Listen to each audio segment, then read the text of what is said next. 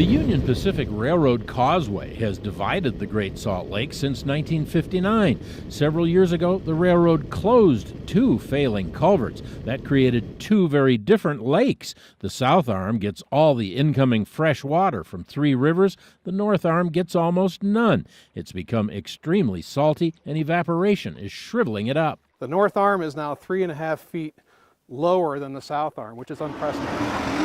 Joe Havasey's company relies on the north arm for salty water.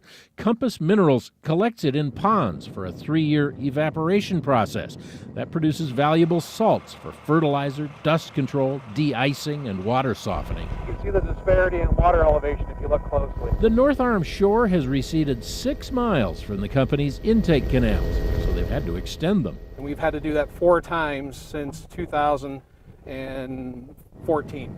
The lake is a $1 billion a year business for various industries. The companies and government agencies agreed several years ago to breach the causeway. The Union Pacific built a bridge and was all set to knock out a 150-foot wide hole. The original plan was to breach the causeway in September, but that was suddenly delayed to December. Compass Minerals is worried that it might get delayed again or even canceled. We're concerned that if the breach is delayed through 2017, the north arm could go down another 2 feet, as it's done the past 2 years. The delay to December was prompted by concerns that excess salt from the north arm would flow to the other side of the tracks.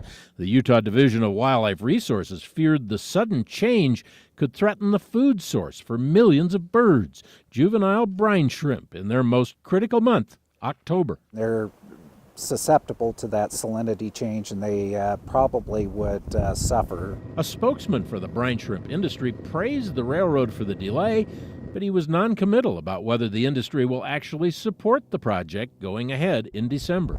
We have more work to do. John Hollenhorst, KSL 5 News.